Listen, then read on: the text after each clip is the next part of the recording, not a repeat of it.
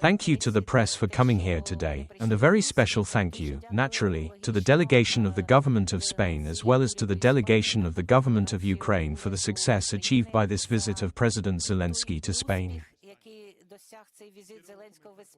And I would like to begin with this point, in order to warmly welcome our dear friend, our President, Volodymyr Zelensky, here in Spain. Our country is an ally, a friend of Ukraine. And it is a great honor for us to have President Zelensky at the Moncloa Palace and to convey, on behalf of Spanish society in the broadest sense,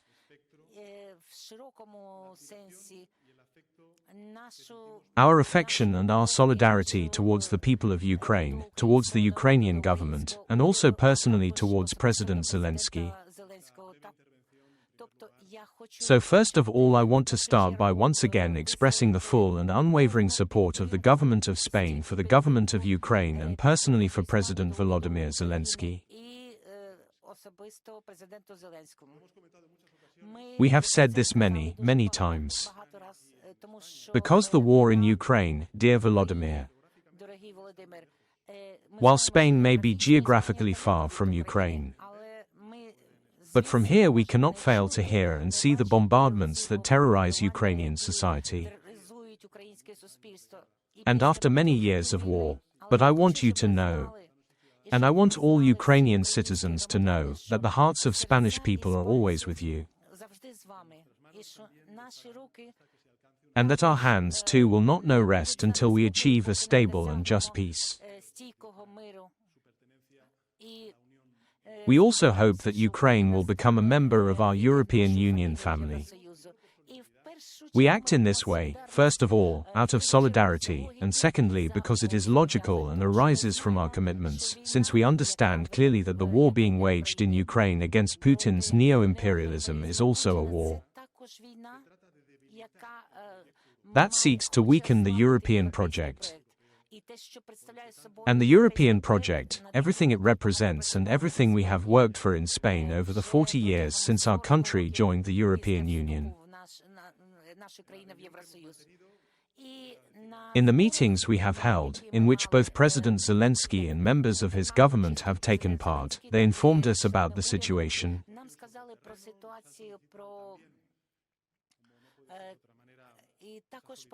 And also asked us for solidarity, so that the Ukrainian population can endure the cold season and survive the bombardments. And we hope that, from the very beginning of the war, we have always provided help, and we will continue to do so. I would also like to share with you and with the press and with public opinion in Spain and in Ukraine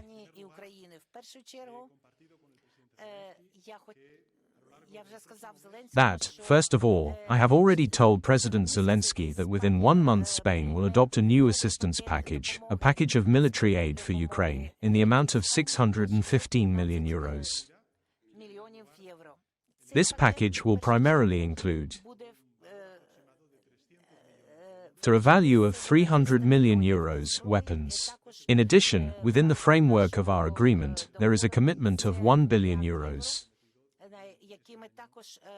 that we are undertaking to provide for Ukraine's material security needs.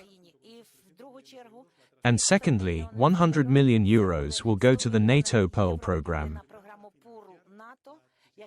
which will finance the rapid and urgent purchase of defense systems that the armed forces of Ukraine need right now. And finally, 215 million euros will be channeled through the SAFE instrument of the European Union.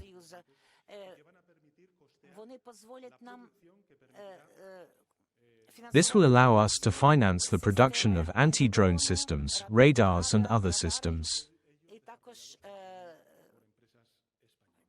Many of these products are produced by Spanish manufacturers. Together with this package of 615 million euros, which I have mentioned, I also informed President Zelensky that, starting today, our country will launch a new financial assistance instrument of 200 million euros for the reconstruction and rebuilding of Ukraine. This instrument will be coordinated by a new Spanish office that will be dedicated to Ukraine's reconstruction and rebuilding. Within 2 months this office will begin its work, and it will help with the modernization and expansion of infrastructure that has been damaged by Russian attacks. Because this is currently a very critical moment for Ukraine, especially in the energy sector and in the field of transport. In addition, I want to share with you that Spain will also implement a joint project together with the United Nations to rebuild the central district heating system in Ukraine, which has been very seriously damaged by the war, so that the supply of heat can be restored.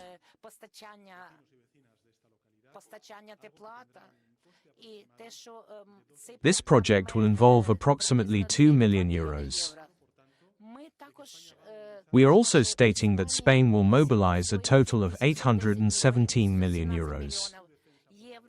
First of all, this will be for the armed forces of Ukraine, so that they can defend the country's sovereignty, and, secondly, for the protection of the civilian population,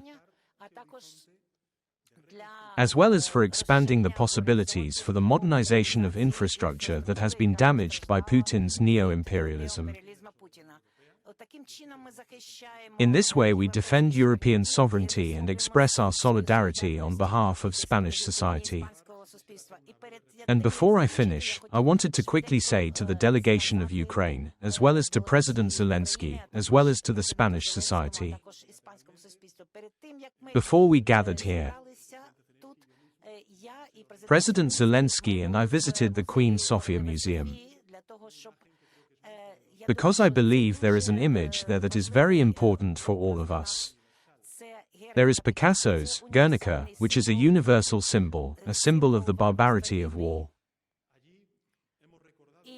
And then we recalled there that the author of this painting, Picasso, had wanted Guernica to be shown in Spain only once Spain had achieved freedom and democracy. And this year we will celebrate our anniversary. At the beginning of the current war, when President Zelensky addressed the Spanish parliament, he spoke about Guernica, he spoke about the bombing of Guernica. After 50 years of dictatorship, Spain was able to transform itself into an open democracy and to find its place where it always belonged, in Europe. And I am sure, dear friend, that the same will happen with Ukraine. I hope this will happen as soon as possible. And that as soon as possible Ukraine will live in peace and take full part in the European project. And in this, dear friend Volodymyr, all Spanish people will stand with you, with the Ukrainian government and with the Ukrainian people. Thank you for your courage and for your determination. And for the determination of your government and of the entire Ukrainian people, who are fighting for their freedom. This struggle is also our struggle, and your victory will also be our victory, the victory of all those who believe in freedom, justice and the international order that Putin has violated in Ukraine. Thank you very much, and I now give the floor to my friend Volodymyr Zelenskyy.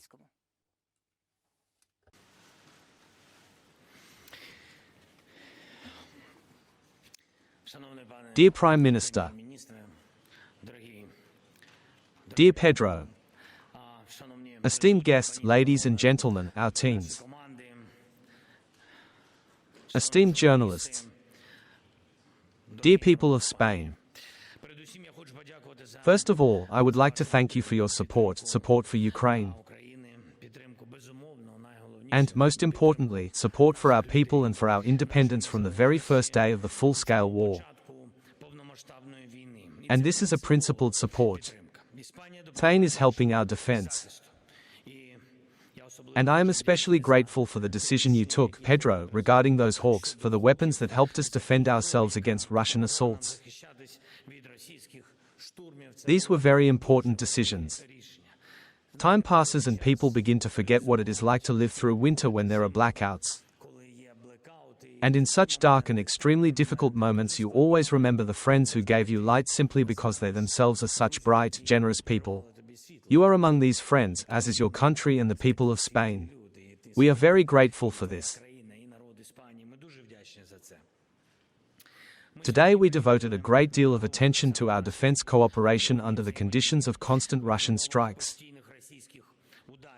Ukraine really appreciates Spain's willingness to help us and continue to help us in the future. Thank you. Spain is consistently implementing our bilateral security agreement, which the Prime Minister has already mentioned today, and this gives us confidence in a guaranteed annual support. €1 billion every year is a strong support.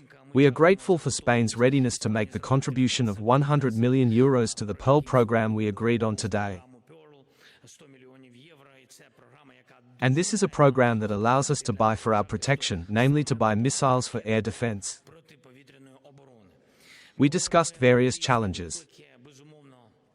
Undoubtedly, one of the more difficult moments is the challenges in the energy sector after Russian strikes.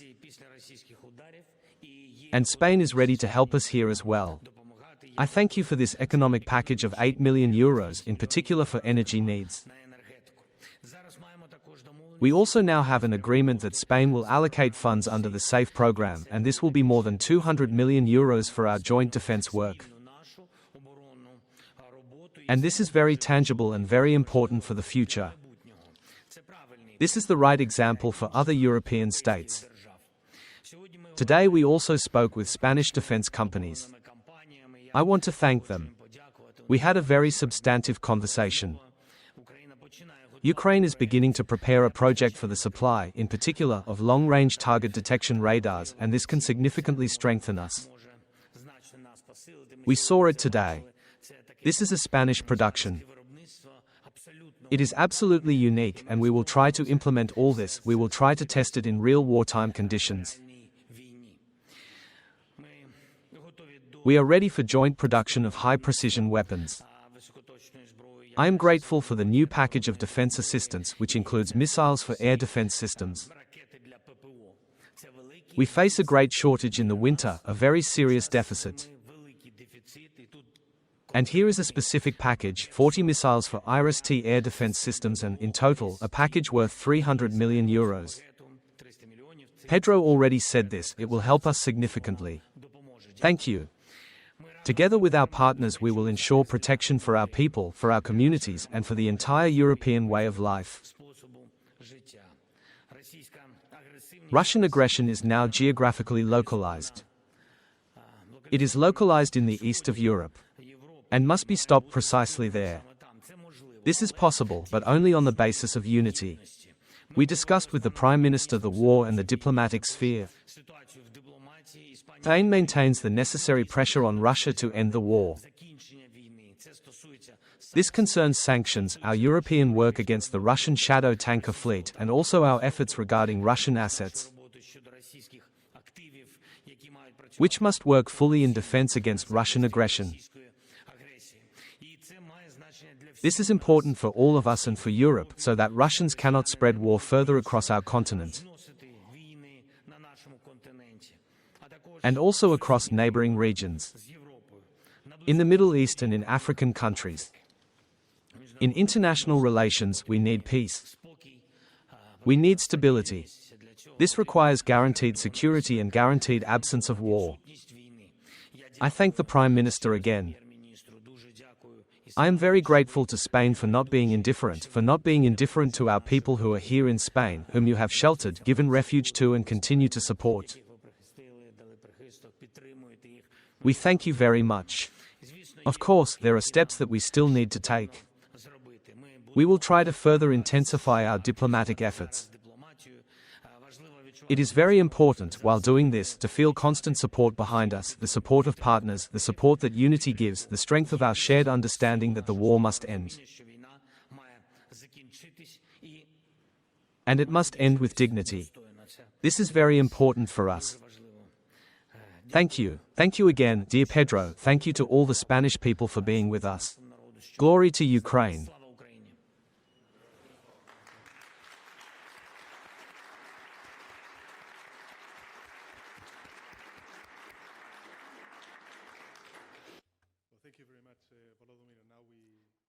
Thank you very much, Volodymyr.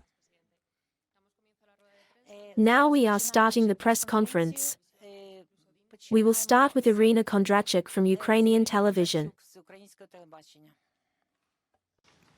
Greetings, Mr. President, TSN, Irina Kondratyuk. I am interested in more details about the joint production of armored vehicles between Ukraine and Spain, and also a few more details about what was agreed today behind closed doors, how all this will look and how today's agreements will be felt by people who are defending us at the front. Thank you. Thank you very much for asking. You know, first of all, today we discussed and reached agreements with many defense companies. We will be developing our technological capabilities. We will be talking about radars. Radars are very important for Ukraine. We will raise the issue of long-range capabilities. I'm not ready to talk about it publicly yet. It is also important for us. What we saw today can be already considered as a step forward in terms of our armored vehicles. These are armored vehicles that Ukraine has the capacity to produce up to 4,000 per year. And indeed, our army has a corresponding demand. We can produce even more.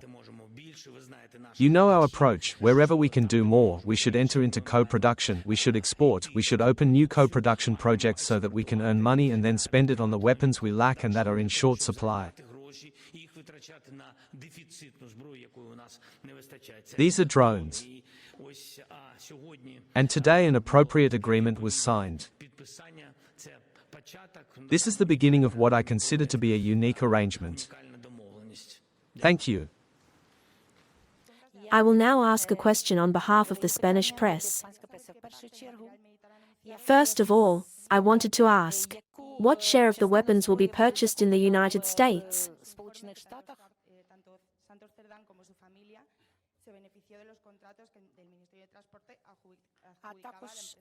And also about the contracts that were awarded to the company Acciona. And also,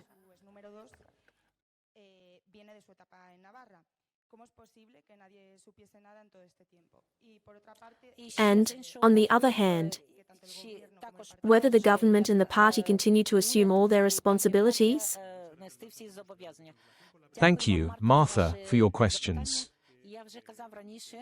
As I already said, this package of 615 million euros.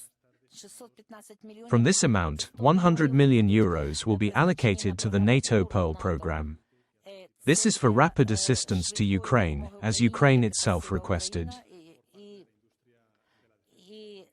And it is this amount that will be used to buy weapons in the United States. And these 100 million euros will be allocated to the Pearl program. And the second question. I believe that the government of Spain and also the organization that I lead have, from the very beginning, always behaved in the same way in such situations, and in this case too, we have always worked in a very honest way. We must allow the justice system to carry out its work. We have political obligations. And we will wait to see what conclusions all these investigations will lead to. I'd like to add just one point.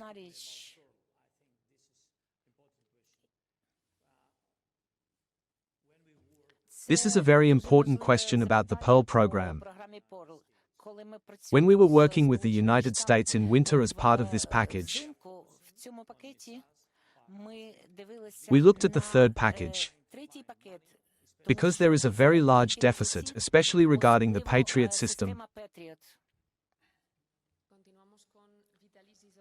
We continue with Vitaly Sizov.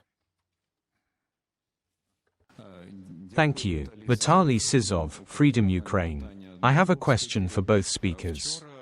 Yesterday the European Commission finally presented options for assistance to Ukraine for the years 26 and 27. One of these options envisages financing at the expense of frozen Russian assets.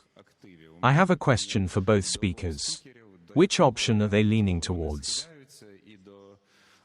And to the Prime Minister of Spain, who will perhaps have to take this decision already in December, which of the options offered by the European Commission would you support? Thank you. Thank you very much for your questions. I want to say that we must not forget that, first and foremost, Ukraine needs the solidarity of all the countries of the international community, and especially of the European Union. I believe that what is most important today is the fact that from Spain we are sending this message to the entire international community, and that it has the support of the whole of Spanish society. Because Ukraine very much needs the solidarity of all countries. And these are principles that are also supported by the international community and Spanish society. These are the principles of freedom, the principles of territorial integrity, international law, and also human rights.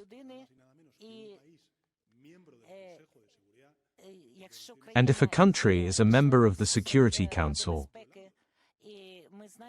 and we know that Russia has for 4 years now been violating all these norms.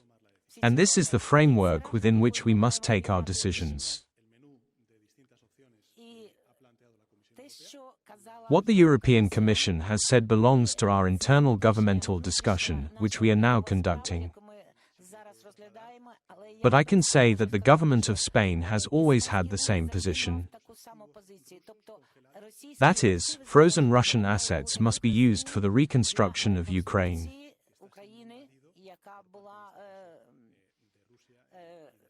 Which has suffered and endured Russian invasion. I think I answered your question with this. To be honest, I think the Prime Minister really has answered this question, and this is more a question for members of the European Union.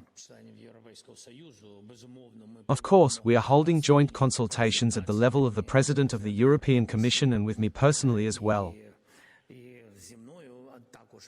But this is a matter exclusively for the members of the European Union. For us, the most important thing is the result. We have always been open to the idea that if we have the opportunity to receive reparation loans in one format or another, that is fair. Russia is destroying everything in Ukraine, and it is fair that we should spend these funds on reconstruction, or on air defense, or on other important things that we can buy in Europe.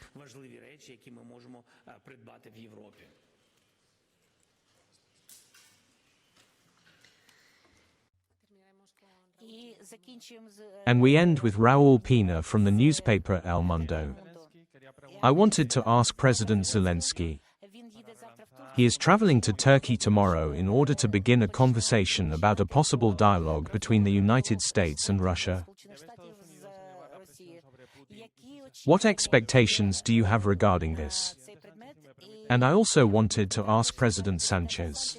This week we learned that Irene Montero is also a member of your cabinet. What information do you have, or what can you tell us?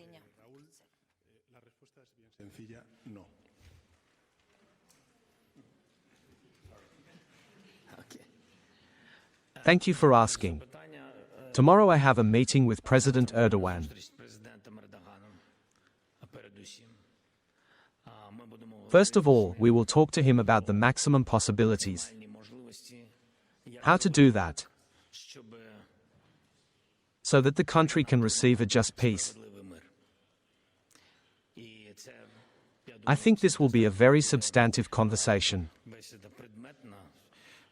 It may be long, or it may not be very long. We'll see. I have good relations with the President of Turkey. We'll talk. We also have certain positions and signals from the United States. We'll see tomorrow. Thank you.